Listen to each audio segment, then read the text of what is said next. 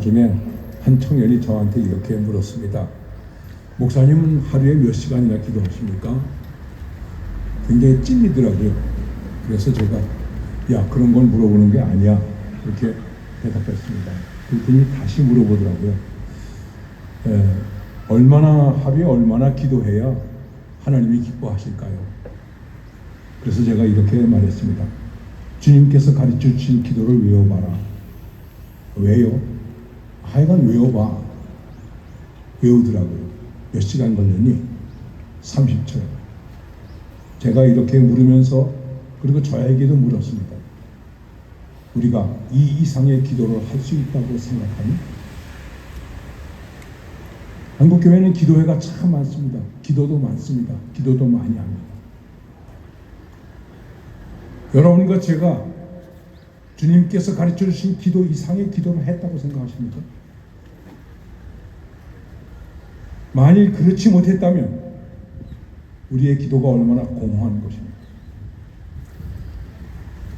숱한 기도회가 있는데 주님께서 가르쳐 주신 기도조차도 제대로 못하는 기도회라면 그 기도회가 무슨 의미가 있겠습니까? 저는 오늘 본문을 가지고 해설하거나 주례하거나 강의하는 것이 아니라 이 다니엘이 드리는 기도가 기도하는 사람에게 어떤 의미와 가치와 도전을 주고 있는가, 이거를 좀 고민했습니다.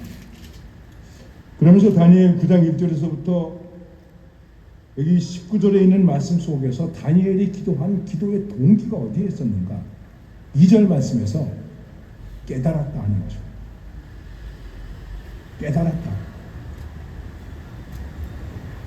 기도를 왜 하는가? 무엇 때문에 하는가? 기도의 목적이 무엇인가? 우리의 기도 속에는 기도의 가치가 있는가? 우리의 기도 속에 신앙의 철학이 있는가?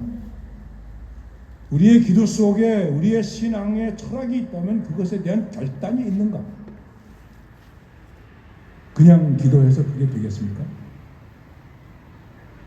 깨달았다. 그 말씀을 저는 각성이라고 말씀을 드리는 것입니다. 각성 없이 무슨 기도를 하겠습니까?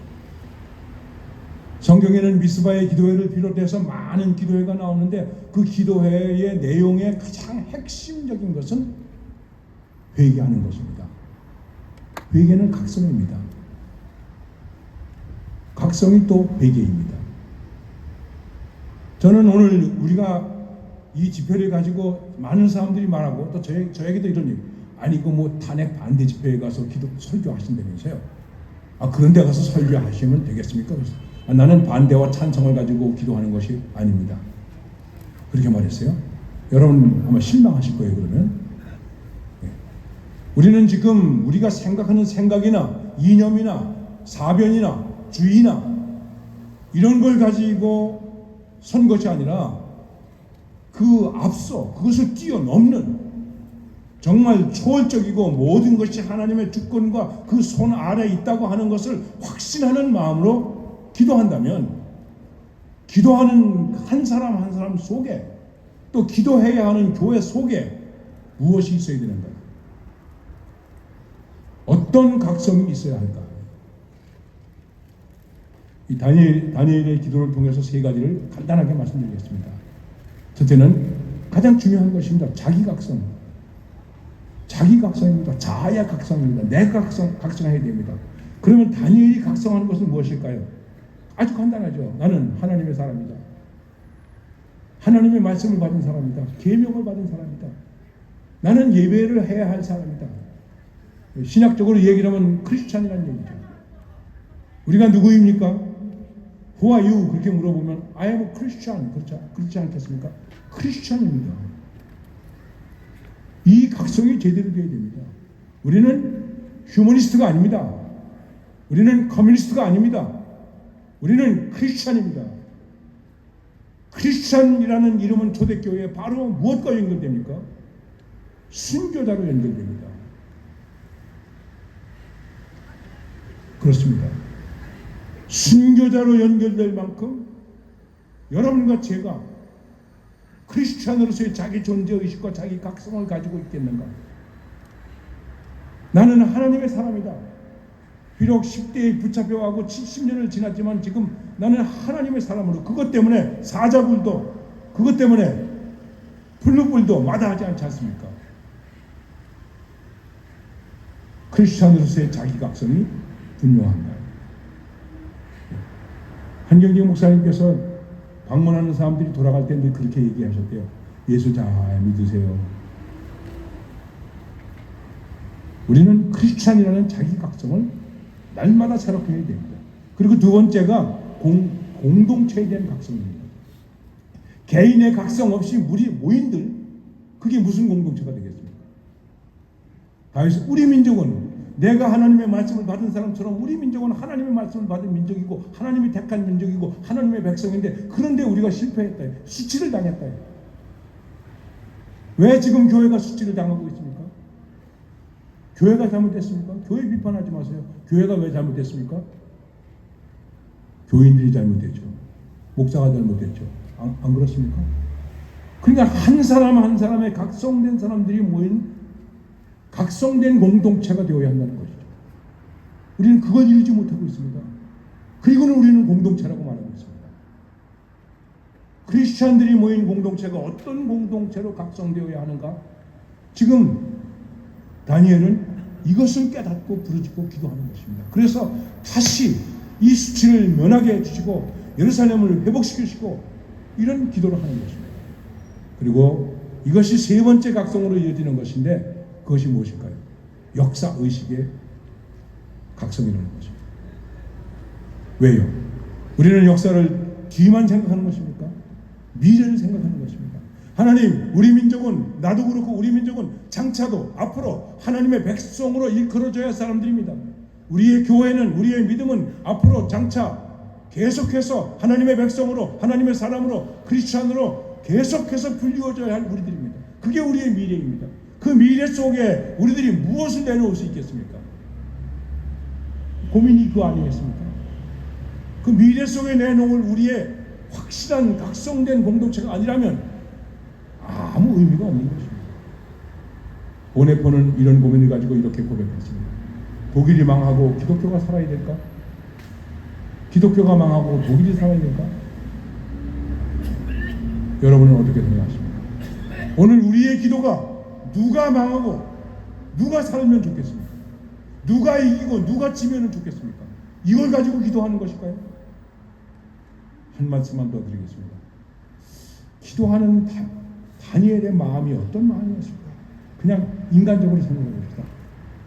바벨론에 포로로 와서 70년이 지나면서 뭐 출세도 했고 나름대로 여러 가지가 많이 있었는데, 깨닫고 기도할 때에 그 다니엘의 마음은 어떤 마음이었을까?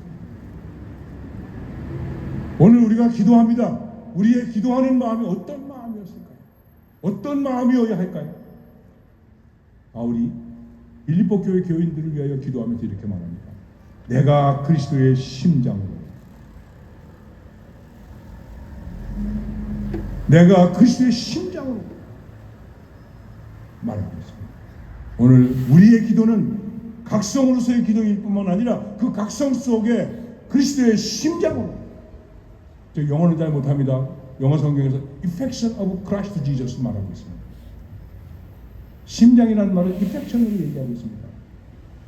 이 말은 그리스도의 사랑의 열정이 내 가슴 속에 와서 다시 이 가슴 속에서 나간다는 것입니다. 여러분과 저의 가슴 속에 그리스도의 사랑이 와서 그 사랑이 다시 나가는 것으로, 다시 공급해주는 것으로, 그런 각성의 기도가 되어야 한다는 것이죠.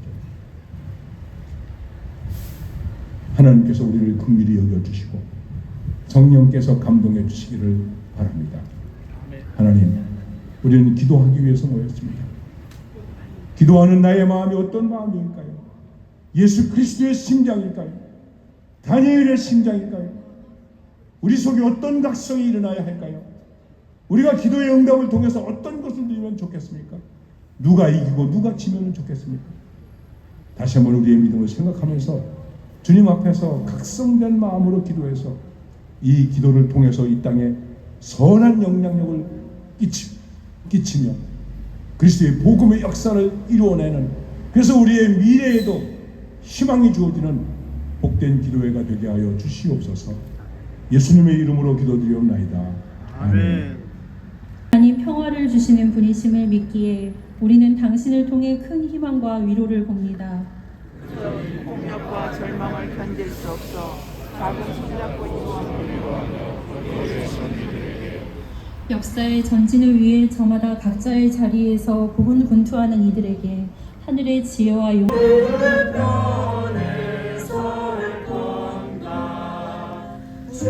찬송을 올려드립니다. 하나님이 주신 귀한 것으로 여겨 저희들의 마음과 뜻과 정성을 다하여 물질을 드립니다. 슬프고 아프고 찢어진 가슴의 한도 주님께 올려드립니다. 이 땅에 많은 사람들이 물질이 없어 고난당하고 괴롭고 어렵고 아프고 하나님 박해당하고 있습니다. 이들의 눈물과 아픔을 받아주시고 통촉하여 주시옵소서. 우리 제자들에게 주시며 말씀하셨습니다. 받아 드십시오. 이것은 여러분들과 많은 사람의 죄를 용서하기 위하여 내가 흘리는 새로운 언약의 피니 마실 때마다 나를 기억하여 이 예식을 행하고 나를 따르십시오. 주님, 여기 모인 우리와 이 빵과 포도주 위에 성령으로 함께 하셔서 거룩한 예수 그리스도의 몸과 피를 받은 우리가 한 마음과 한 몸이 되게 하소서. 의의 주리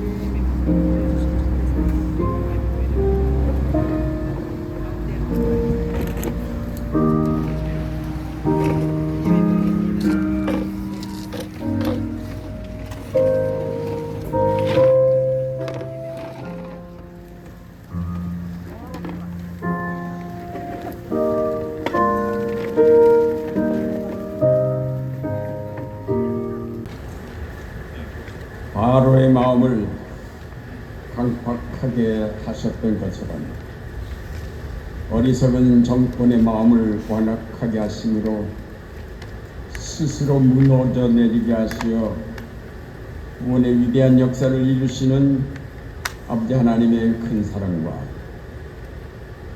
우리 한자들을 향하여 독사의 자식들이라고 일갈하시면서 스스로 십자가를 지신 우리 주 예수 그리스도의 은혜와 불의와 맞서 싸워 하나님의 의를 이루도록 능력으로 역사하시는 성령이 교통하시니 분단 체제 아래서 신음하며 새로운 평화를 소망하며 여기에 모여 기도하는 주의 자녀들 가운데 영원토록 함께 하시옵기를 간절히 축원하옵나이다. 아멘.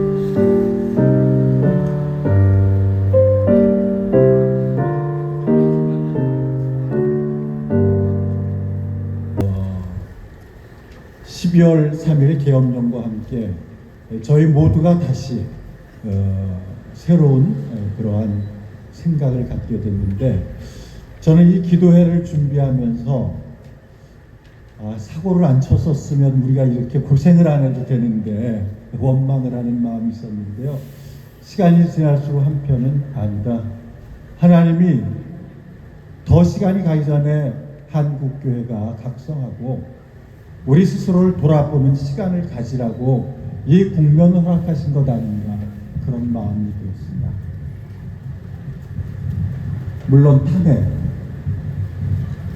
번제의 인용을 앞두고 있는데 그것과 먼저 오늘의 한국교회가 우리 시민들에게 탄핵을 받고 있는 것은 아닌가, 우리가 긴장된 마음을 가져야 되지 않을까 생각이 들어서 오늘의 이 기도회를 계기로 해서 정말 뜻깊은 새로운 교회의 역사가 시작될 수 있기를 바라겠습니다. 순서를 맡아 수고해 주신 모든 분들께 감사를 드리고 또한 이어서 이어질 우리 연대사의 시간과 또 강연과 토론, 환경이 바뀌어서 저희들이 이렇게 갑자기 추운 자리, 불편한 자리에서 모이게 되었지만 짧은 시간을 통해서라도 우리들이 한국 사회와 교회 대전환을 위한 새로운 의지를 다질 수 있는 뜻깊은 자리와 시간이 되었으면 좋겠습니다. 토론회가 마쳐지면 이어서 저희들이 헌재까지 행진이 이어지는데 여러분 기도하시는 마음으로 함께 동참해 주시면 감사하겠습니다. 다시금 멀리서 어려운 환경 속에 함께 해주신 여러분들께 감사를 드립니다. 고맙습니다. 사랑하고 존경하는 선배님들 그리고 후배님들께 진심으로 감사의 마음을 담아서 고맙습니다, 감사합니다 하는 인사를 먼저 드리겠습니다. 감사합니다. 교회와 사회에 대해 전한 예장 시국기도회를 왜 하게 되었는지에 대해서는 진행되는 과정을 지켜보면은 잘 이해하시라고 생각합니다. 그럼에도 불구하고 제가 한 말씀 드리고 싶은 것은 이대로 있어서는 안 되겠다. 이대로 있을 수 없다. 그런 절박한 마음으로 기도회를 시작하게 되었습니다. 준비하게 되었습니다. 그리고 이왕 진행하는 거 일회성이 되어서는 안 된다. 단순 종교적 행사가 되어서는 안 된다. 그런 생각을 하면서 준비하게 되었습니다. 그러므로 오늘 이 기도회와 토론회는 교회 대 전환을 위한 그 출발점이다, 시발점이다. 그렇게 이해를 하시면 고맙겠습니다. 과거에도 우리 선배들이 교회 갱신과 사회 변혁 혹은 교회를 새롭게 세상을 아름답게 이런 슬로건을 걸고 여러 가지로 애쓰고 수고하고 여기까지 왔습니다. 그럼에도 불구하고 오늘의 현실은 암담한 그런 현실이 되었습니다. 그래서 이제는 일회성으로 끝나지 않고 행사로 끝나지 않고 이걸 시작으로 해서 우리 선배님들 그러니까 청장년들과 청소년까지 서로 소통하고 연대하면서 이만하면 됐다라는 말들이 나올 때까지 계속해 나간다. 특히 기후위기로 여러 가지 어려움을 당하고 있는데 정말 지구, 생명, 평화, 정의의 공동체가 세워질 때까지 그리고 지구 생명 공동체가 더불어 함께 하나님을 찬미하는 그런 날이 올 때까지 계속해 가자 그런 생각입니다. 여러분들도 함께 해 주실 줄로 믿습니다. 한 가지 죄송한 것은 자리가 불편하고 또 날씨도 춥고 그래서 준비하는 과정 속에 좀 힘든 일이 있었지만 다 말씀드릴 수는 없고 그건 또 핑계가 될 수도 있고 그래서 여러분들이 용서해 주시고 이해해 주시기를 간청합니다. 부디 이 어려운 때에 여러분 모두가 늘 건강하시고 그리고 편안하시기를 간절히 기원하면서 인사에 가름합니다. 고맙습니다. 감사합니다.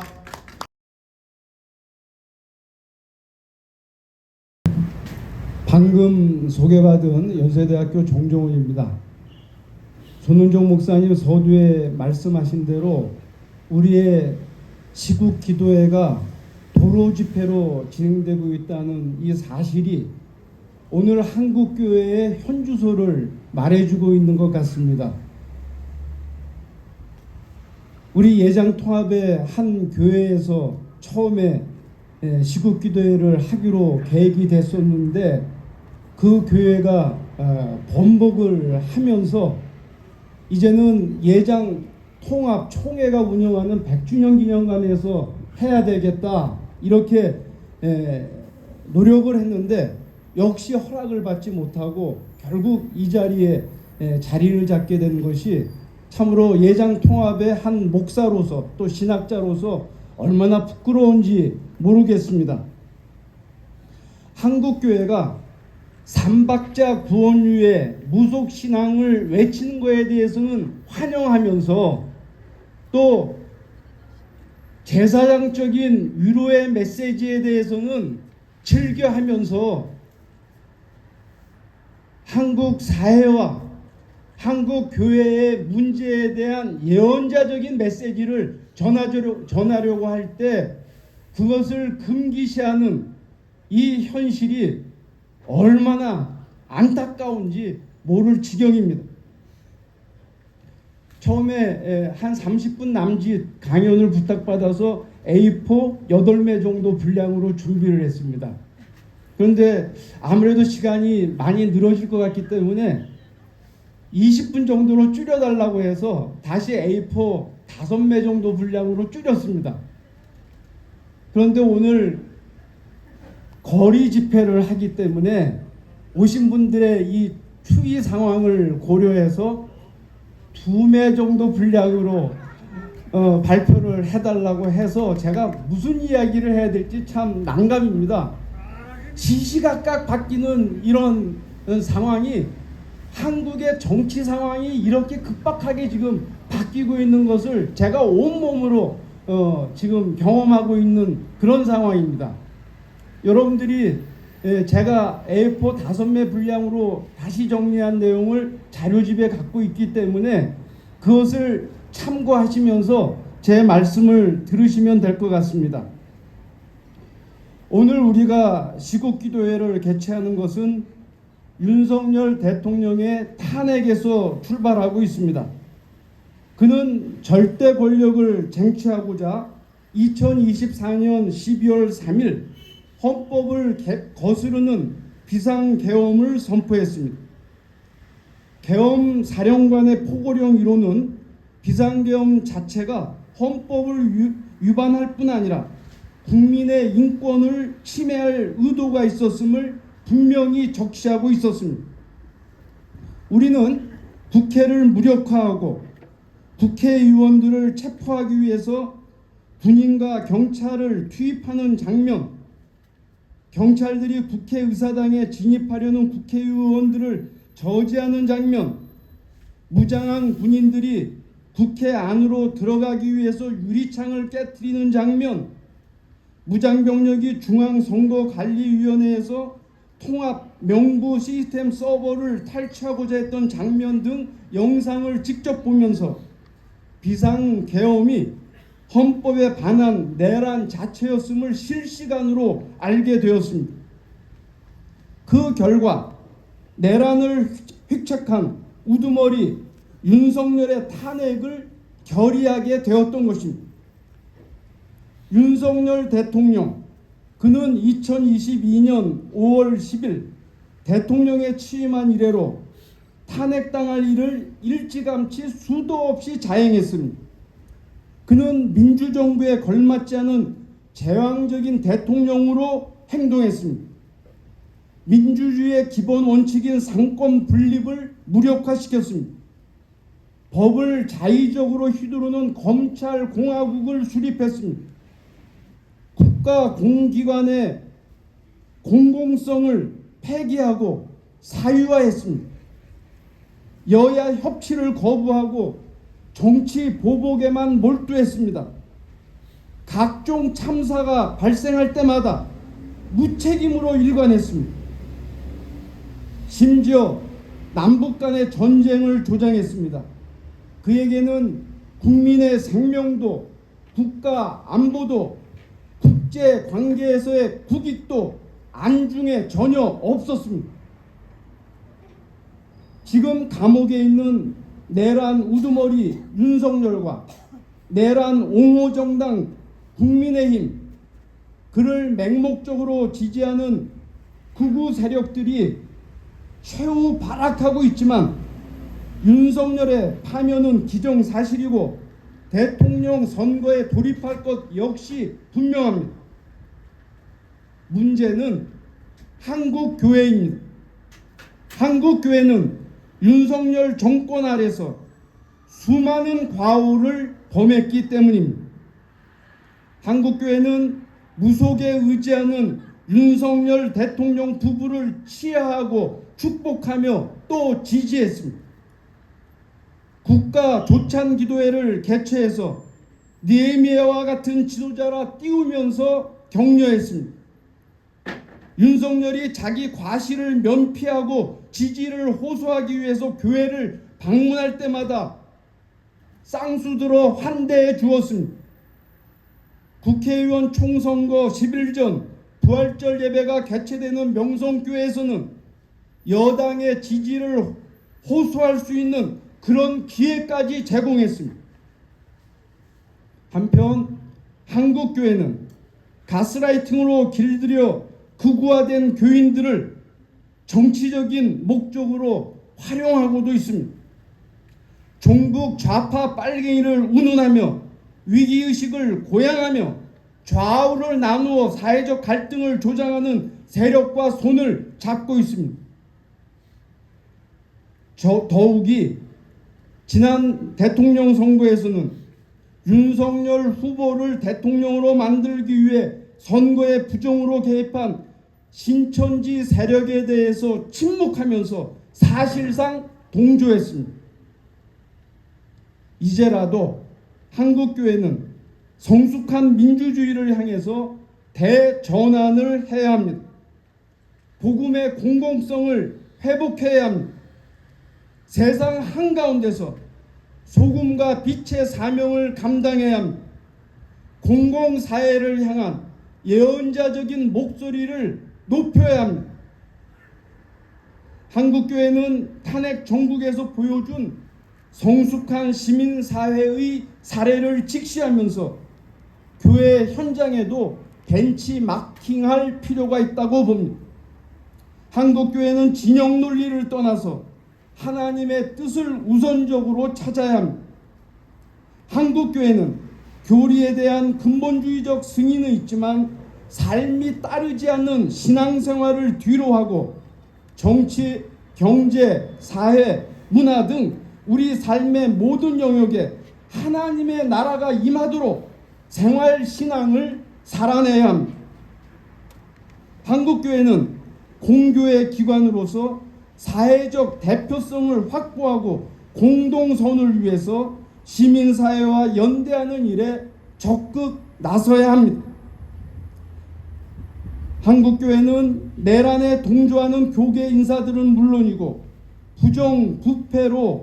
부정부패를 자행하는 교계 인사들이 법적으로 제재받을 수 있도록 관장하는 기관을 만들어서라도 자신의 자정 능력을 보여줄 수 있어야 합니다. 한국교회는 한강 작가의 말대로 과거가 현재를 돕고 죽은 자가 산 자를 구할 수 있도록 한국의 근현대사를 거치며 자행했던 부끄러운 과거를 철저히 청산해야 합니다. 이제라도 한국교회는 기독교 전문가들로 구성되는 공공신학위원회를 운영하고 심도 있는 정책을 국가와 사회를 향해서 제안하는 그런 자리까지 나아갈 수 있어야 합니다. 지금 윤석열 대통령의 탄핵 인용이 지난한 과정을 거치고 있지만 결국에는 탄핵이 인용될 것입니다. 이제 우리는 탄핵이 인용된 후 벌어질 상황을 예측하고 우리 그리스도인이 감당해야 할 과제가 무엇인지 철저히 심도 있게 설정해야 할 것입니다. 무엇보다 반민주적인 정당 국민의힘을 어떻게 처리해야 할지 논란이 생길 것이 분명합니다. 국민의힘은 윤석열 대통령의 비상계엄이 국가를 위한 당연한 통치행위라 주장하면서 대통령 탄핵을 당 차원에서 반대해왔습니다. 국민의힘은 처음부터 윤석열 대통령의 불법적인 행위를 합법적인 행위였다고, 공수처의 합법적인 행위를 불법적인 행위였다고 주장하며 헌법을 왜곡했습니다. 우리 그리스도인은 내란을 정당화하고 옹호해온 반민주적인 정당 국민의힘을 해산하는 일에 선도적인 노력을 해야 할 것입니다. 우리의 정치 현실을 보면 극우 정당과 재벌 기업, 검찰과 기레기 언론이 권력의 카르텔을 형성하고 있습니다. 권력의 맛을 즐기고 있는 이들은 자신들의 권력을 연장하기 위해서 더욱 강력하게 결집할 것입니다. 그것이 여의치 않을 때는 새로 등장할 권력과 협력하거나 연대하며 변신을 도모할 것이 틀림없습니다. 우리 그리스도인은 비민주적이고 반민주적인 실체를 이어가려는 더러운 권력의 카르텔에 더 이상 속지 말아야 할 것이고, 그 카르텔을 해체하는 구조적인 개혁에 앞장서야 할 것입니다. 불행 중 다행인 것은 내란 우두머리 윤석열에 의한 비상계엄이 우리 젊은이들의 역사의식과 정치 참여를 일시에 고취시켰다는 것입니다. 이들은 민주화 이후 세대로서 민주주의를 당연한 것으로 누려왔는데, 영화 서울의 봄이 현실이 되는 상황을 직시하며 불의한 정치를 더 이상 방관할 수 없었기 때문입니다. 이들은 정치 집회를 축제처럼 만들어 에너지를 소진하는 시위가 아니라 에너지를 충전하는 시위로 전환시켰습니다. 우리 그리스도인은 2030 MZ세대에게 눈높이를 맞추어 그들을 바로 이해하고 그들을 격려하며 교회와 사회의 새 시대를 열기 위해서 그들과 함께 할 수 있어야 할 것입니다. 곧 대통령 선거 과정이 시작되는 동시에 개헌 논의가 이루어질 것입니다. 내각제든 대통령 임기 중임제든 책임 총리제든 정치적 이해관계와 권력 접근 가능성에 따라서 개헌안이 난무할 것입니다. 그러나 우리 그리스도인은 격변의 상황에 표류하지 않도록 대통령 선거 자체에 집중해야 할 것입니다. 동시에 대선을 거쳐서 등장할 민주적인 정권과 함께 기독교적인 가치와 민주주의 원리에 근거한 개헌안과 정의로운 정책들을 준비하는 일에 적극 참여해야 할 것입니다. 끝으로 윤석열 정부에서 뒤틀어진 한미 관계와 한일 관계를 조정하는 기회가 도래할 것이라고 봅니다. 윤석열 대통령은 가치 외교라는 이름으로 종속적인 한미 관계에 총력을 기울였고, 밝은 미래를 운운하며 굴욕적인 한일 관계를 정착시켰습니다. 그는 주체적이고 주도적이었던 우리 국가의 위상과 최소한의 국익까지 포기했습니다.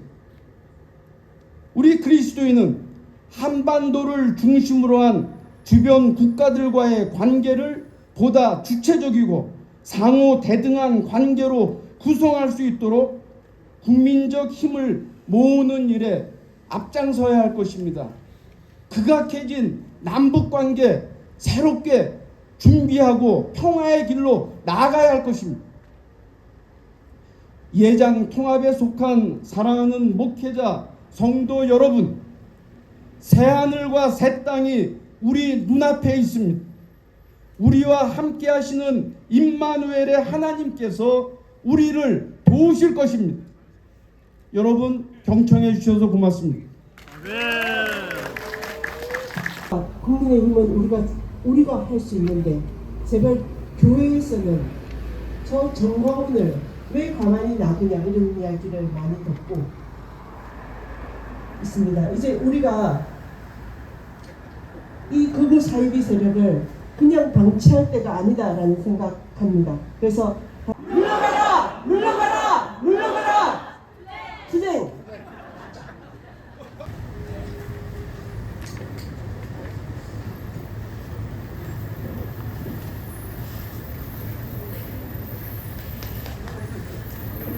저와 저의 동기들은 예장통합교단에서 목사 안수를 받은 지 4년이 채 되지 않았습니다. 그리고 우리는 명성교회 세습이 큰 화두로 떠올랐던 2018년 신대원에 다니고 있었습니다. 그때 저를 포함한 수많은 신학생은 사실상 세습을 용인하는 교회와 총회의 결정을 받아들일 수 없어 명성교회까지 침묵으로 행진하고 교단 총회가 열리면 교회 앞 거리에서 시위하였습니다.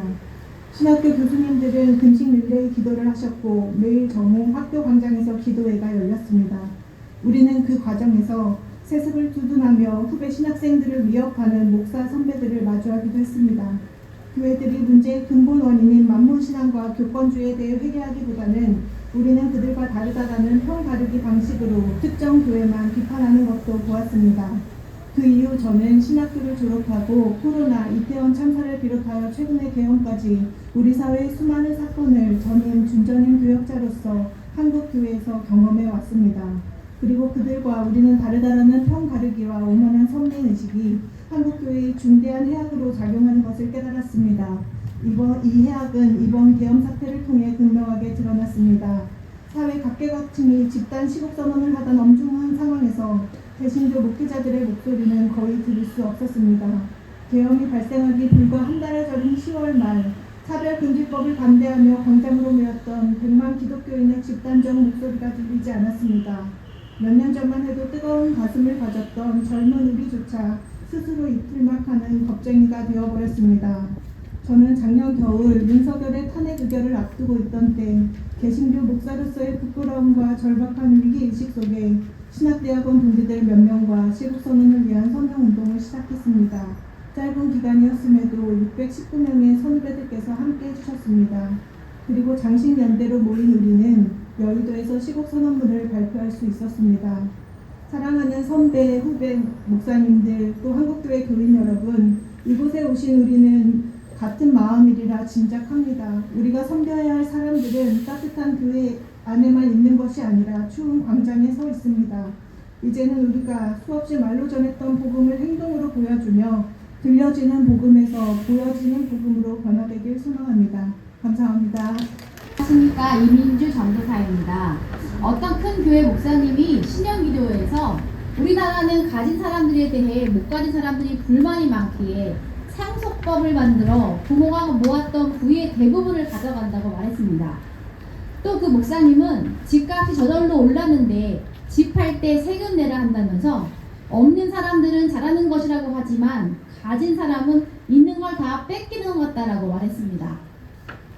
이 목사님은 지금 우리 사회에서 일어나고 있는 갈등을 부르주아와 프롤레타리아 계급의 싸움, 즉 이념 전쟁으로 바라보는 듯합니다. 또 어떤 목사님은 내란 사태 이후의 혼란에 대해 옳고 그름은 사법 시스템을 통해 판가름이 날 것이니 교회는 판단을 유보하고 기도만 하자라고 말했습니다. 사법적 판단이 뭡니까? 세속국가가 그 나라의 질서를 위해 적어도 이것만은 꼭 지켜야 한다는 취지에서 만든 최소한의 법 규범 아닙니까? 그런데 어떻게 만고의 진리를 안다는 교회가 거짓과 불의를 감지하지 못해서 내란에 대해 사법부의 판결만 쳐다보고 있어야 한다는 말입니까? 현재 한국교회는 가장 기초적인 수준의 옳고 그름도 판단할 수 없는 처참한 영적 상태에 있습니다. 두 목사님들의 발언을 보며 우리는 한국교회의 비루한 영성을 마주합니다. 영적 판단력을 상실한 한국교회는 지금 우리 사회에서 일어나고 있는 싸움이 의와 불의의 영적 싸움을 간파하지 못하고 가진 자와 못 가진 자의 이념 싸움, 즉 혈과 육의 싸움으로 바라보며 주께서 교회에게 맡기신 예언자적 사명을 감당하지 못하고 있는 상황입니다. 어쩌다가 한국교회는 이런 상태가 되었을까요? 물질에 대한 욕심으로 눈이 가려져 영적 분별력을 잃었고 지성을 터부시하여 영성이 손상됐기 때문입니다. 욕심을 극복하지 못해 기복신앙에 빠졌고 지성을 개발하는 일을 게을리해 왜곡된 영성을 갖게 됐기 때문입니다. 계엄이 일어났던 12월 3일 밤 TV를 통해 계엄 소식을 들었습니다. 불의한 권력이 드디어 일을 내는구나 개탄하고 있을 즈음 다급한 시민들의 집결을 요청하는 문자가 왔습니다. 문자를 읽는 순간 솔직히 두려운 마음에 주저되기도 했지만 간절한 요청을 외면할 수 없어서 남편과 함께 여의도로 출발하였습니다. 가는 도중에 기숙사에 있는 대학생 딸이 전화를 걸어와서 자기는 어떡하냐, 엄마 위험한데 안 가면 안 되냐 라고 말렸지만 차마 발길을 돌릴 수 없었습니다. 아마도 평소 군사 독재에 맞서다 희생된 수많은 시민들에 대한 빚진 마음이 제 마음 한켠에 자리 잡고 있어서 그랬던 것 같습니다. 역사적이게도 12월 3일 계엄 선포는 매우 잘된 일입니다. 검찰을 장악한 무당 정권을 끌어내리기가 여간 어려운 일이 아니었는데 계엄 덕분에 그 일이 가능해졌기 때문입니다. 또한 계엄 덕분에 어떤 교회가 의를 따라가고 있는지, 어떤 교회가 불의에 침묵하는지, 어떤 교회가 거짓을 따라가고 있는지 분명히 볼 수 있게 되었기 때문입니다. 그렇다면 이제 우리는 어떻게 해야 하겠습니까? 한국교회는 어디로 가야 하겠습니까? 마냥 교회로 사람 끌어모으고 주야장천 예배만 드린다고 해서 교회의 교회됨을 구현하는 것이 아니라는 점을 알게 된 우리는 이제 어떻게 주의 몸된 교회를 세워가야 합니까? 첫째, 욕심을 버려 영적 지각력을 회복해야 합니다. 먼저는 사역자가 돈을 위해 일하지 말고 복음에 자신의 인생을 던져야 합니다. 그런 사역자만이 교인들 눈치 보지 않고 바른 복음을 전할 수 있습니다. 만몬의 유혹을 이겨내는 사역자만이 교우들로 하여금 물질 욕심을 내려놓도록 지속적으로 가르칠 수 있는 것입니다. 둘째, 지성을 적극 개발해서 생각하고 사고하는 성도들을 양육해야 합니다. 성경을 문자적으로 읽는 기독교 근본주의에서 벗어나 하나님의 말씀이 기록된 역사 문화적 맥락들을 고려한 바른 성경 읽기를 실천하고 우리 사회 다양한 영역들에 대한 폭넓은 독서를 통해 기독교적 사고의 힘을 길러야 합니다. 더 이상 쉽고 단순한 복음 이해에만 머무르려는 지적 게으름에 그쳐서는 안 된다는 것입니다. 바라옵기는 이번 12상 계엄이 한국 사회와 한국 교회의 전화 위복이 될 수 있기를 소망합니다. 바른 지도자를 식별할 수 있는 시민들이 더 많아지고 영적 분별력을 회복한 진짜 교회들이 더 많이, 더 굳세게 세워져 갈 수 있기를 바랍니다. 감사합니다.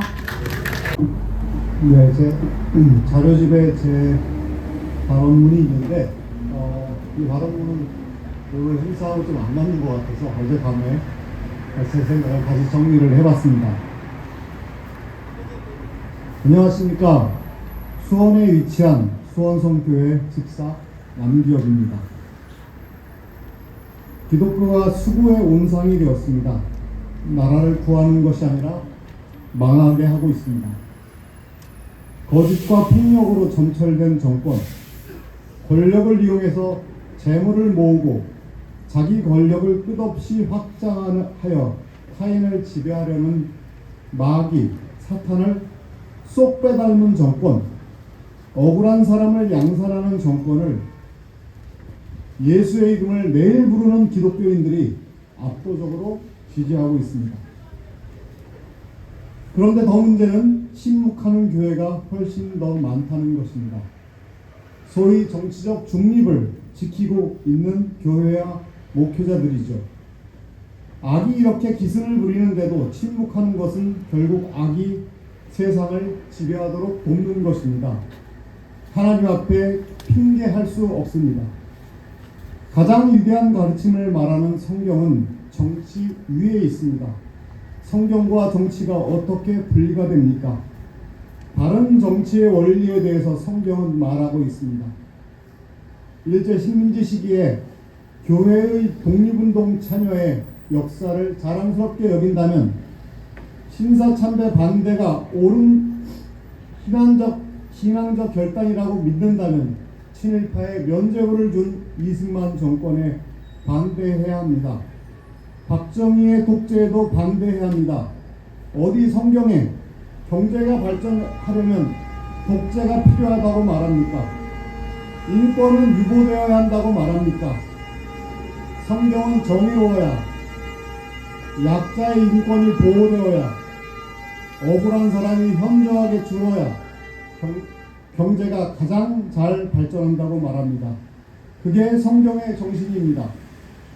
냉정하게 말해서 윤석열이라는 괴물 정권의 탄생에 가장 큰 기여를 한 곳이 교회입니다.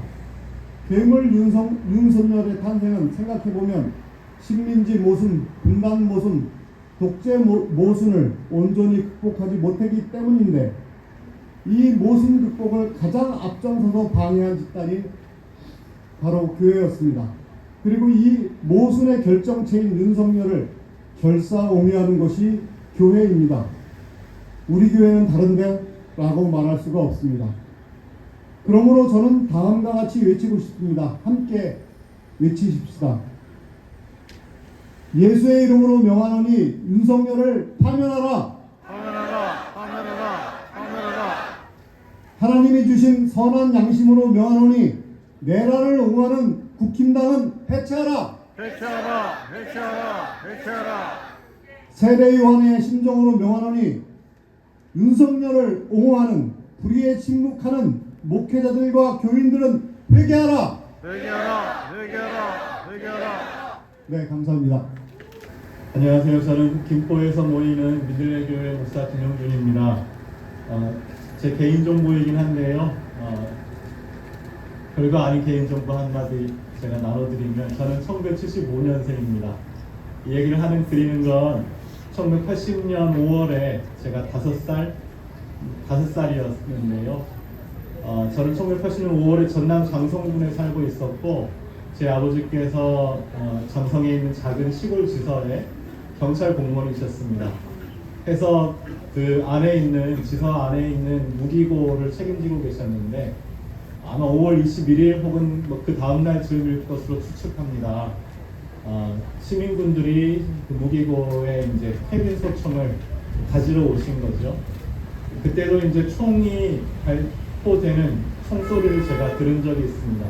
옆집에 있는 집으로 가서 담요를 둘러쓰고 총소리를 들으면서 1980년 5월 5살이 있을 때는 지나가 왔습니다. 저희 형과 큰형과 둘째 형은 전남 광주에서 살고 있었는데요. 외갓집에서 외할아버지 밑에서 학교를 다니고 있었어요.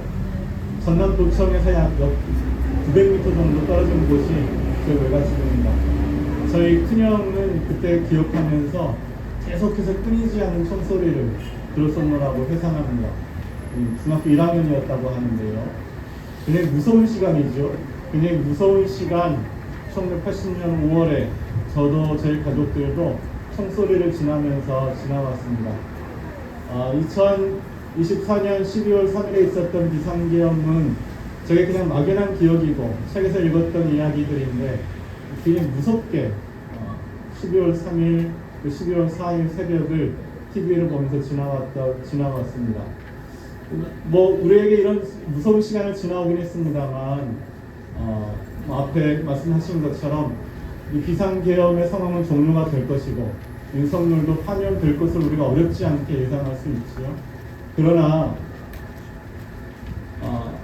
비상계엄은 해제되었고 윤석열은 파면될 것이지만, 일상 속에서 계엄 같은 무서운 시간을 지나고 있는 사람들이 있습니다. 심지어 교회에서도 무서운 시간을 지나고 있는 사람들이 있습니다. 성소수자들입니다. 총회 헌법이 이렇게 규정되어 있기 때문입니다. 동성애자 및 동성애를 지지하고 옹호하는 자는 성경의 가르침에 위배되며, 동성애자 및 동성애를 지지하고 옹호하는 자는 교회의 직원 및 신학대학교 교수, 교직원이 될 수 없다. 대한예수교 장로회 통합 총회헌법 시행규정 제2장 제26조 12항입니다. 이 법이 해제되지 않는다면, 이 법이 여전히 교회를 지배한다면, 이 법이 여전히 교회 안에 성소수자들을 위협한다면, 정치적인 비상계엄은 해제될지언정 교회 안에서도 사람들이 숨쉬지 못하고 계속해서 일상 속의 계엄을 지나갈 수밖에 없겠죠. 비상계엄은, 정치권의 비상계엄은 이렇게 저렇게 해결될 것이고, 또 어쩌면 헌법 개정의 내용도 있을 것이지만, 여전히 교회 내에서는 이 일상의 계엄이라는 무서움을 벗어날 수 없는 사람들이 있습니다. 오늘도 예수께서 말씀하십니다. 하나님이 그 해를 악인과 선인에게 비추시며 길을 의로운 자와 불의한 자에게 내려주십니다. 하나님은 모든 사람에게 햇빛을 비추십니다. 하나님은 모두에게 길을 내려주십니다. 하나님은 사람의 정체성으로 혐오하거나 배제하지 않습니다. 각각 정체성을 지닌 사람 모두를 하나님은 한 울타리에 품으십니다. 히틀러는 세계대전을 준비하며 병상 확보를 위해 와상 장애인들을 죽였습니다. 유대인만 죽인 게 아니고 와상 장애인들을 죽인 이유는 병상을 확보해서 세계대전 중에 부상당한 군인들을 치료하기 위함이죠. 또 히틀러는 성소수자들을 죽였습니다. 아리안족 중에 출산하려 하지 않는, 출산의 가능성이 없어 보이는, 그래서 군인들로 자라게 할 수 없는 그런 아리안족들은 죽여야 한다고 히틀러가 판단했지 싶습니다. 이게 히틀러의 판단이었습니다. 유대인, 장애인, 성소수자를 죽인 게 히틀러였는데 지금 한국 교회가 히틀러와 다르지 않은 판단을 내리고 있다면 한국 교회는 장차 역사의 심판을 면할 수 없을 것입니다. 전쟁을 준비하며 장애인과 성소수자를 죽였던 히틀러를 따라야 할지, 아니면 모두에게 햇빛과 비를 내려주신 하나님의 뜻을 소개하는 예수를 따라야 할지 교회가 선택해야 합니다. 나와 우리 교회는 전쟁광 히틀러가 아니라 원수마저 사랑하라 말씀하신 평화의 예수를 따르겠습니다. 나와 우리 교회는 때로 가룟유다처럼 배반하며 때로 베드로처럼 부인하며 멀찍이나마 예수를 따르고 싶습니다. 나와 우리 교회는 부끄러워하며 예수를 따를지언정 차마 히틀러를 따르는 결정을 할 수 없습니다. 비상계엄이 해제되었다면 계엄 우두머리, 내란 우두머리는 파면될 것이라면 총회헌법은 사라져야 하고, 총회헌법은 성소수자를 억압하는 총회헌법은 해제되어야 할 것입니다. 우리가 교회가 누군가를 배제하고 혐오한다면 하나님은 우리를 배제하고 혐오하실지 모릅니다. 그렇게 생각하지는 않지만 우리가 하나님의 품 안에서 여전히 순명하는 사람으로 살려면 총회헌법 시행규정 제2장 제26조 12항 해제를 요구합니다. 감사합니다. 에서 살아왔고 또 살 것인데 대간절 이것 자체가 뭐 그리 대단할 것인가 라고 하는 이야기를 들었습니다. 그리고 오늘 아침에도 세종호텔 정리해고된 노동자가 고공에서 바로 여기서 멀지 않은 명동 거기에서 그 아주 작은 그 고공의 공간에서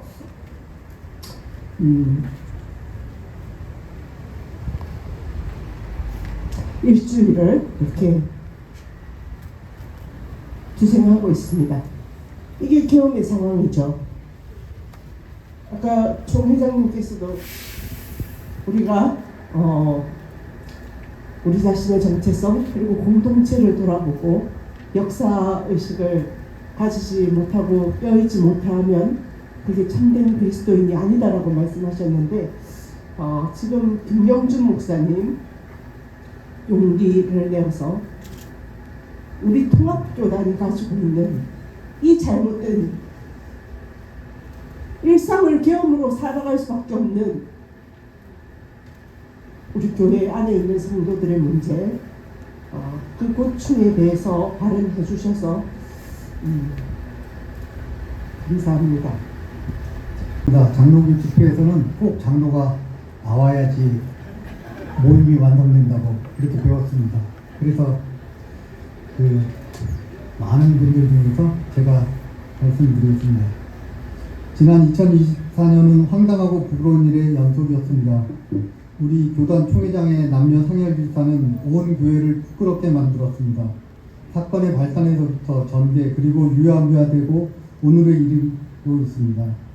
사건이 발생되고 총회가 개회되기 전까지 김 전 총회장은 최 PD라는 특정 유튜버의 조언을 그대로 받아 실행했던 것으로 추정되고 이 유튜버의 조정에 따라 법적 하자가 없다며 미국도 가고 호주도 가고 총회 계획권을 행사하는 일까지 자행했습니다. 단성도 책벌도 아무것도 없었습니다. 교회는 이미 세상의 큰 집이 되었습니다. 교회가 세상을 편가르고 세상의 평화를 깨뜨리고 있습니다. 지난 2021년 9월 15일 여의도 상갓집에서 이영훈, 김장환, 김삼환, 오정현, 오정호 목사 등 교계 내 영향력 있다는 인사들은 윤석열에게 손을 얹고 단체 축복 기도를 시전했습니다. 여기에서 힘을 얻었는지 길을 받았는지 윤석열은 대선 후보 경선 토론회에 손바닥에 임금 왕자를 쓰고 나왔습니다. 지난 2022년 1월 25일 우리는 무속에 의존하는 국가 지도자를 반대한다는 성명을 발표했지만 교계에서 윤석열에 대한 편향성은 더욱 짙어져 갔고 급기야 내란에 동조하는 세력으로 자리 잡고 있습니다. 윤석열과 함께 우리 교회는 이제 망해가고 있습니다. 골방에서 기도해야 할 문제를 가지고 광화문 광장에 나와 온갖 욕설과 폭력적 행위로 교회를 부끄럽게 만들고 있으며 광장에 나와 소리쳐야 할 문제에는 지금은 나라를 위해 기도해야 할 때라며 각자의 판단을 요구하고 기도하자고 말하고 있습니다. 결정적으로 지난 12월 3일 한밤중 윤석열은 국민을 계몽하기 위해 시행했다는 계엄령으로 인해 우리 조국은 지금 내란 상태를 겪고 있습니다. 지금 한국 사회가 이 지경이 된 것은 윤석열의 책임이 가장 크지만 교회 지도자들인 목회자들의 망발과 기독교 망발에 이어진 언행으로 기독교는 이중의 피해를 입고 있습니다. 특히 화해와 갈등의 중재자가 되어야 할 교회가 극단적인 치우침으로 분열에 기여하고 있습니다. 우리는 교회가 정치 집단이 되는 것을 사양합니다. 정광훈 무리나 소년보 무리의 한국 교회가 놀아나면 안 됩니다. 이들은 하나님하고 아무 상관이 없는 무리입니다. 복음은 편을 가르거나 악마하는 것이 아닙니다. 거짓말과 배경과 요설로 세상을 혼돈하게 하지 않습니다. 무력으로 법원을 침탈하지 않습니다. 참 희한한 일입니다. 교단 총회장은 행정사를 자처하는 채 삐리리 유튜버의 조종으로 자신은 물론 교회와 교단을 수렁에 빠뜨렸고 윤석열은 목사를 참칭하는 정광훈이라는 극우 괴물 유튜버의 조종으로 나라를 도탄에 빠지게 했습니다. 정의를 물같이 공의를 마르지 않는 강같이 흐리게 하라고 하셨는데 윤석열은 정의를 엎질러 버렸고 한국교회는 공의를 엿바꿔 먹었습니다. 한국교회 자체가 문제의 발원지가 된 상황에서 위기 속에서 우리의 정체성을 찾아 교회 길을 찾아가야겠습니다. 이제 곧 봄이 옵니다. 봄빛이 겨울을 밀어낸 자연의 시작을 느끼며 정의와 평화의 길을 함께 걸어갑시다. 우리 부족함은 연대와 연합으로 키워가고 주님 주시는 은혜로 망설이지 않고 용기 있게 내란 정국을 헤쳐나가야 하겠습니다. 우리의 간절한 기도와 작은 발걸음이 이 땅의 평화를 이루는 큰 물결이 되기를 소망합니다. 감사합니다. 오늘 기원 연대사와 강연 그리고 진솔한 발언의 진심으로 감사드립니다. 오늘 시국 기도에는 그렇게 많은 숫자가 모이진 않았지만은 매우 의미 있는 자리가 되었다고 생각합니다. 이제는 대통령 탄핵과 정권 교체를 넘어 우리 사회와 교회가 대전환을 준비하는 국면이 다가옵니다. 오늘 목회자 선후배 그리고 통신도 신학생 여러 지역에서 참여해 주시어 건강한 네트워크를 형성할 수 있는 가능성을 보게 되었습니다. 감사드립니다. 이번 비상대응과 헌재 탄핵 재판 과정에서 한국교회는 민낯을 고스란히 드러냈습니다. 무엇보다도 몇몇 교회와 수상한 단체가 구구 세력의 양성소가 되었고 일부 대형교회 목사 이혼자 사명 포기 그리고 교회 세습으로 인하여 그리스도인들이 마구 흔들리고 교회가 사회적 거리 두기의 대상으로 전락했음을 목격하고 있습니다. 그러기에 우리 교회가 먼저 대전환으로 나아가지 않으면 교회는 민족 역사에서 뿌리를 뽑힐 것이기에 여러분의 뜻을 모아서 제가 세 가지 짧게 제언을 드립니다. 하나는 1. 우리가 대전환의 추동력을 확보하기 위해 일획성 집회가 아닌 뜻을 갖춘 이들과 끊임없이 모임하며 단결 형성하여 건강한 네트워크를 형성하기를 제안합니다. 무엇보다 평신도들이 적극 함께할 수 있도록 그렇게 되었으면 좋겠습니다. 두 번째, 싱크탱크 역할을 할 수 있는 예장 대전환위원회 같이 이런 것을 설치할 것을 제안합니다. 평신도 목회자, 신학자, 인문학자, 청년들로 다양하게 구성하여 성경과 교회에 대한 올바른 이해, 그리스도인의 사회적 책임, 복음의 본질, 총회개혁 등 거기에 대한 치밀한 연구와 구체적인 실천 방안을 내놓는 위원회입니다. 이를 바탕으로 지역 노회, 신학교 등에서 지속적인 모임을 하면서 뜻을 모으고 이런 뜻이 또 대전원회에 전달이 되고 그렇게 했으면 좋겠습니다. 마지막으로 반기독교적 극우 이념을 양산하고 허물을 부추기고 폭력선동을 일삼는 교회 탈을 쓴 사회의 극우 세력을 교계에서 퇴출하는 데 적극 나설 것을 제안합니다.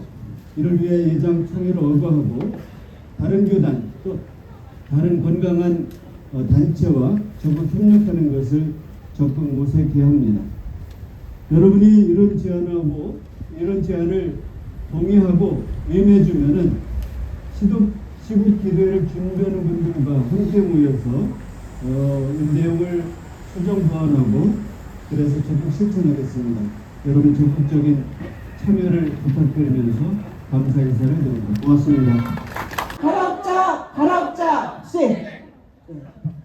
이제 그러면은 성명서 낭독은 임희국 교수님께서 나오셔서 해주시겠습니다.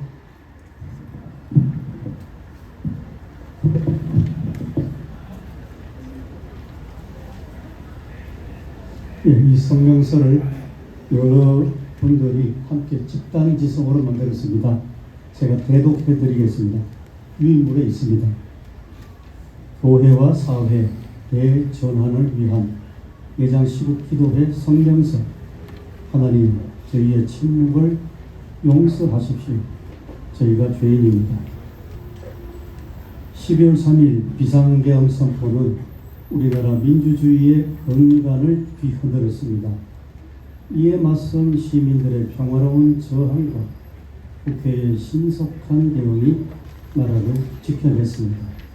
그러나 헌법재판소의 재판이 진행되면서 대통령의 구속과 탄핵을 반대하는 이들의 거짓 선동과 가짜 뉴스의 중동으로 우리 사회의 혼란이 가중되고 있습니다. 급기야 헌법기관인 서울 서부지법이 폭도들에 의해 점거되는 충격적 사태까지 발생하였습니다. 이는 반국가적 내란 행위며 대통령 탄핵과 함께 이들에 대한 준엄한 책임을 물어야 합니다. 서울 서부지법 폭력 사태에 가담한 일부 폭도들이 특정 교회 소속임이 밝혀졌고 교회 이름으로 탄핵 관계를 일삼는 그 행태에 많은 그리스도인과 국민들이 놀랐습니다. 우리를 옹호하며 선동하는 그들은 더 이상 교회가 아닙니다. 예수 그리스도의 가르침을 왜곡한 그들의 행위는 반사회적, 반교회적, 사이비 집단일 뿐이며 교회와 국민을 분열시키고 있습니다. 목회자들의 긴 침묵과 방관은 진실과 정의에 목마른 국민들의 간절함을 외면하고 불의한 집단과 내란을 구긴하는 상황이 되었습니다. 더불어 교회를 가장한 이들의 역겨운 행동을 방관해온 우리는 하나님과 국민 앞에 죄스러움과 부끄러움을 감출 수 없습니다. 저희가 부족했고 저희가 죄인입니다. 그러나 12월 3일 내란 사태 이후 불안한 상황 속에서도 어둡지만은 않았습니다. 우리는 교회 밖 세상의 밝은 빛으로 임하는 희망을 보았습니다. 국회에 난입하는 군인들의 총칼 앞에 시민들은 생명의 위협을 무릅쓰고 비폭력 평화 시위로 대응했고 용기 있는 수많은 시민들의 생명 의지가 노래와 떼창, 춤, 공연, 해악으로 터져나와 평화의 빛이 되었습니다. 그것은 단지 노래와 춤이 아니었습니다. 그 속에서 2030 세대, 1020 세대들이 기성세대들과 함께 이 나라의 자유, 민주, 정의, 평화를 향한 공감과 연대를 이루고 생명의지를 북돋았습니다. 시민들이 흔드는 응원봉은 생명과 평화의 상징이 되었고 누구도 꺾을 수 없는 파도가 되어 출현했습니다. 광장에 모인 시민들은 더불어 함께 살 수 있는 정의로운 평화 세상에 대한 다양한 의견과 대안을 쏟아냈고 그곳에는 거짓 선동과 폭력 부추김, 내란 옹호와 분노도 없었습니다. 민주주의의 학습장이 된 광장에 새로운 세상을 향한 희망의 빛이 비쳤습니다. 이제 우리는 사회와 교회 내 거짓과 폭력을 몰아내고 얼어붙은 민주의 대지 위에 평화의 꽃을 피워내고자 하는 국민과 그리스도인의 간절한 염원을 담아 다음과 같이 입장을 밝힙니다. 하나, 우리는 교회를 가장해 거짓 선전, 혐오 조작, 폭력 선동, 분열과 갈등을 부추기는 반사회적, 반교회적 사이비 집단을 사회와 교회로부터 퇴출해 적극 나선다. 각 교단 총회가 이들에 대해 사이비 이단 구성을 결의할 수 있도록 최선을 다한다.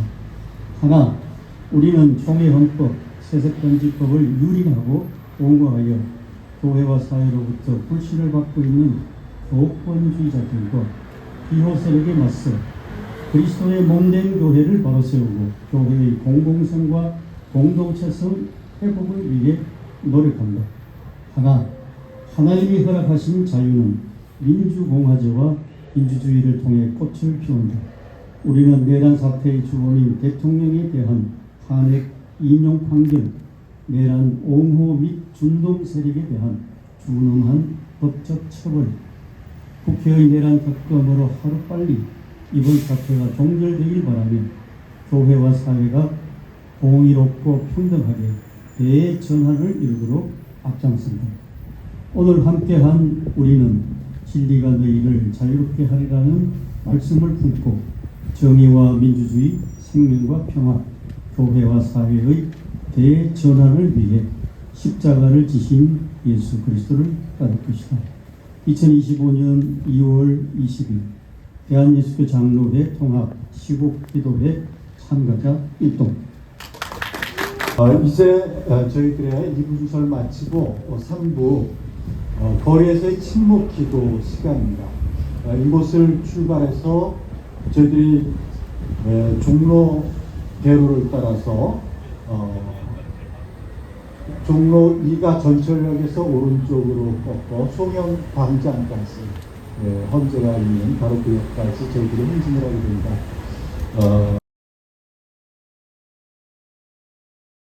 목적이 윤석열 탄핵이잖아요.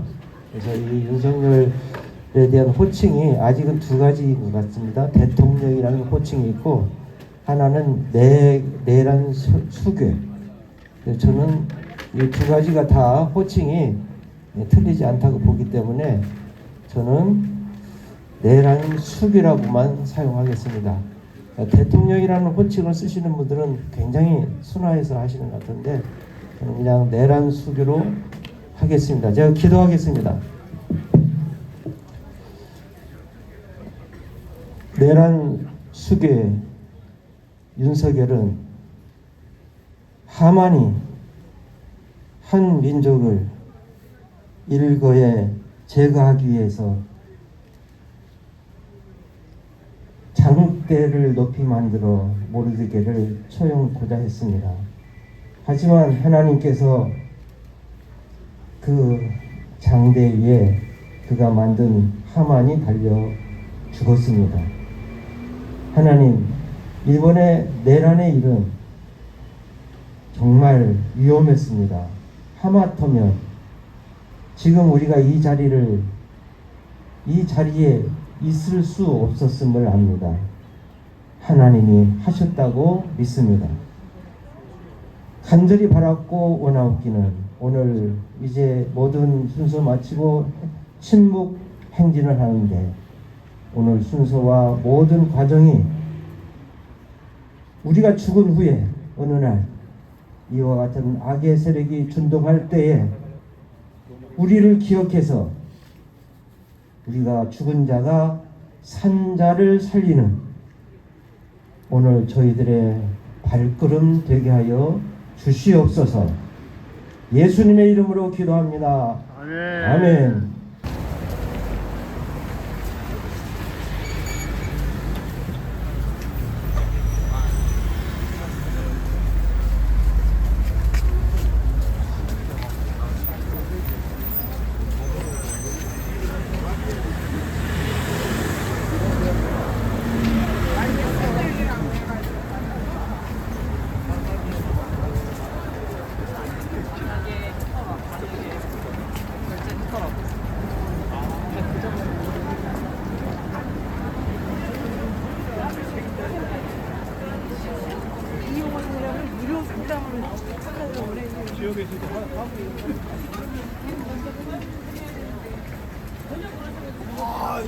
내가 잘못했습니다.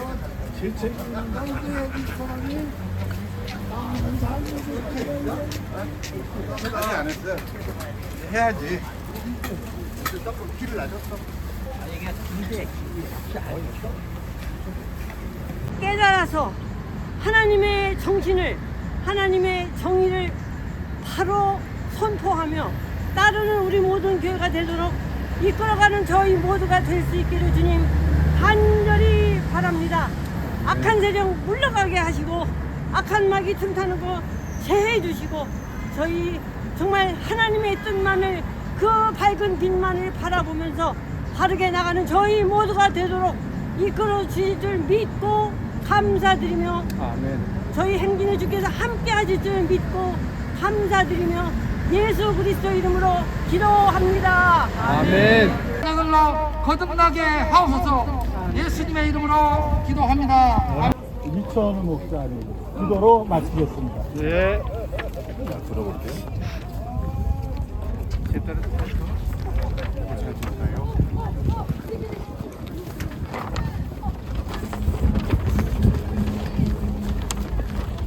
하나님 아버지, 민주 세상을 위해서 왔는데 우리는 다시 이 산바람 마시며 여기에 모였습니다. 하나님 아버지, 불쌍히 여기소서, 걸어 살피소서. 분단된 조국, 남과 북이 원수로 80년 세월 살아왔는데 우리는 다시 독재 앞잡이들과 싸워야 합니다. 평화 세상을 위하여, 민주 세상, 평등 세상, 평화 세상, 하나님 아버지 이 땅에 이루어지기를 빕니다. 독재자와 그의 앞잡이들을 하나님께서 청산하여 주시기를 빕니다. 하나님 그거 살피소서, 불쌍히 여기소서, 우리 조선반도를 불쌍히 여기소서, 한반도를 불쌍히 여기소서. 윤석열 독재자와 그의 추종자들을 하나님께서 심판하여 주시기를 빕니다. 예수 그리스도의 이름으로 기도드립니다. 아멘. 아멘. 행진까지 함께 해주신 여러분께 감사드립니다. 탄핵 이후에 한국사회와 한국교회 대전환을 위해서 저희들이 기도를 드렸는데 저희들의 기도가 반드시 현실에서 이루어질 수 있고 열매가 맺어질 수 있도록 다 함께 노력할 수 있기를 바라겠습니다. 여러분 추위에 잘 돌아가시고 다음 만날 때 더 건강하고 반가운 모습으로 기쁜 마음으로 만날 수 있게 되기를 바라겠습니다. 감사합니다. 무한 배치자인데요. 전 태어난 이걸 투표해 보도록 해보겠습니다. 내란 탄핵이 답입니다. 내란 탄핵이 답입니다. 다시 한번 해보겠습니다. 내란 탄핵이 답이다. 좀 낮았습니다. 한 번 더. 내란 탄핵이 답이다. 네, 수고하셨습니다. 통합총회 목회자들과 신학생들이 오늘 교회와 사회 대전환을 위한 시국기도회를 가졌습니다. 탄핵 정국 속에서 불의한 권력을 비호하며 거짓 선전과 혐오 조장, 폭력 선동에 나서는 집단들에 대한 이단 규정을 촉구하기도 했습니다. 송주열 기자의 보도입니다. 예장 통합 목회자들과 신학생들이 교회와 사회 대전환을 위한 시국기도회 이름으로 한국기독교회관 앞에 모였습니다.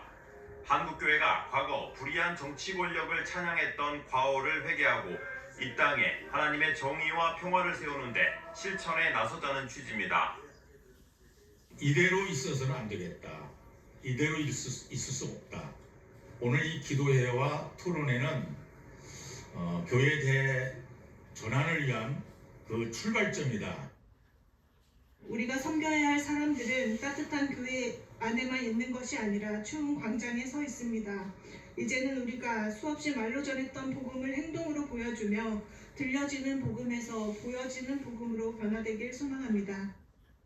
기도회 참석자들은 교회와 사회 대전환을 위한 시국기도회 성명을 발표하고 반국가적 내란 행위 세력에 대해 준엄한 책임을 물어야 한다고 밝혔습니다.